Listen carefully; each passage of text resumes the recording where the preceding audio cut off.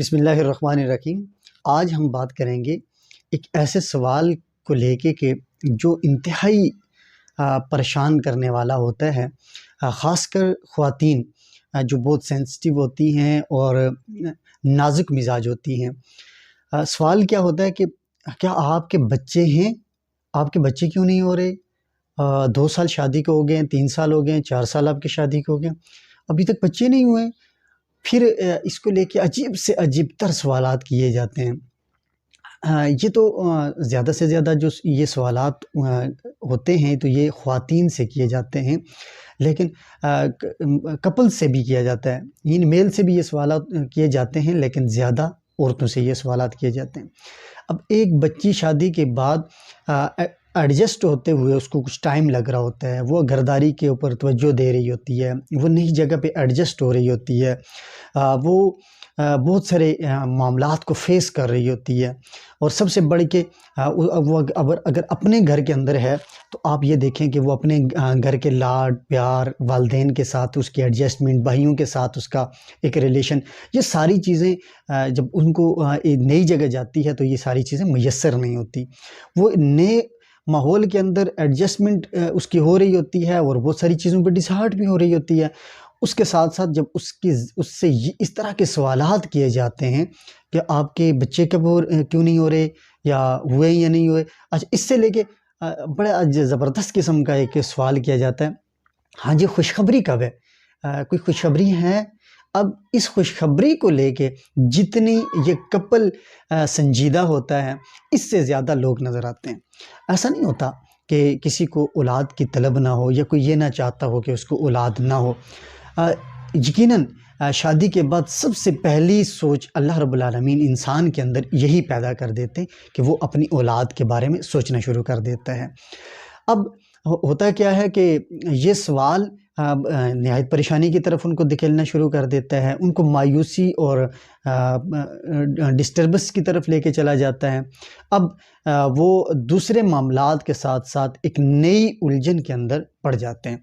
अब वो ये जो नई उलझन है ये उनको परेशान करती है और इस परेशानी के अंदर वो अपने शॉर्ट टाइम के अंदर डॉक्टरों की तरफ भागना शुरू कर देते हैं। अब हमारे यहाँ तो मैं ये नहीं कहता कि हर जगह पे ऐसे हालात हैं या सारे डॉक्टर्स ऐसे हैं, लेकिन आप ये कह सकते हैं कि हमारे जो मेडिकल में प्राइवेट एक कल्चर मुतारफ़ हो चुका है और वहाँ पे आपके खाने से ज़्यादा आपको अद्वियात पकड़ा दी जाती हैं, तो ये मेरे ख़्याल में बिल्कुल भी ठीक नहीं है। जब वो इन डॉक्टरों के पास चले जाते हैं और इनकी तरफ रुजू करते हैं और मोस्टली ये परेशानी लायक होती है कि जी औरत का वेट बढ़ रहा है, औरत पहले से ज़्यादा परेशानियों का शिकार हो गई है और ऐसी बीमारियों का शिकार हो जाती है कि वो 3-4 साल के बाद ऐसा लगता है जैसे कि वो बूढ़ी हो गई है। अब उसको बुढ़ापा भी आ लगा और उसके बाद वो रिप्रोडक्शन के काबिल ही नहीं रही। अब रिप्रोडक्शन के लिए मेंटली सेटिस्फेक्शन ज़रूरी है कि आप हमल के लिए ये ज़रूरी है कि मेल और फीमेल दोनों उनका मेंटली सेटिस्फाई हों और उनके दिमागी हालत और फ़िज़िकल वो बिल्कुल ठीक हों। अब ऐसी सूरत हाल के अंदर हज़ारों सवालात, लोगों की बातें और ख़ासकर घरेलू जो बड़ी उम्र की हमारी ख़वातीन होती हैं, वो इन सारी चीज़ों को लेके बैठ जाती हैं और इसकी वजह से वो परेशान होना शुरू हो जाती हैं। अब मेरे बच्चे के बच्चे नहीं हो रहे, वो आपस में लोगों के साथ बातें कर रही होती हैं कि मेरी हम बच्ची लाए हैं, वो संजीदा नहीं है और बेटे को लेके जी मैं उसके लिए बड़ी हम परेशान हैं, उसके लिए हमें बड़ी परेशानी है, वो लड़की इतनी नॉन सीरियस है। और ऐसी वो सारी बातें वो दोनों कपल जो होता है वो आपस में डिस्कस कर रहे होते हैं इन सारी चीज़ों को और बर्दाश्त कर रहे होते हैं और ये सारी चीज़ें वो फेस कर रहे होते हैं। अच्छा, इन सारी वजूहात का डायरेक्टली उनके ज़ात पे गहरा असर पड़ रहा होता है और वो इसको बर्दाश्त करते करते अपने जो मेंटली डिस्टर्बेंस है उसकी वजह से वो बहुत सारी चीज़ों से रह जाते हैं। इसलिए अगर आप किसी के हवाले से परेशान हैं या आपको ये लगता है कि आप उसके हवाले से फ़िक्रमंद हैं, तो आप ज़रूर उसके लिए दुआ करें। लेकिन ये सवाल बिल्कुल ना करें कि आप आपका इतना टाइम हो गया तो आपके बच्चे क्यों नहीं हो रहे।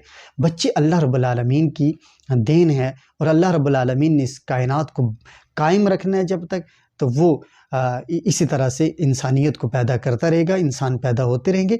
आप इसके हवाले से इस सवाल को लेके दूसरों को परेशान मत करें।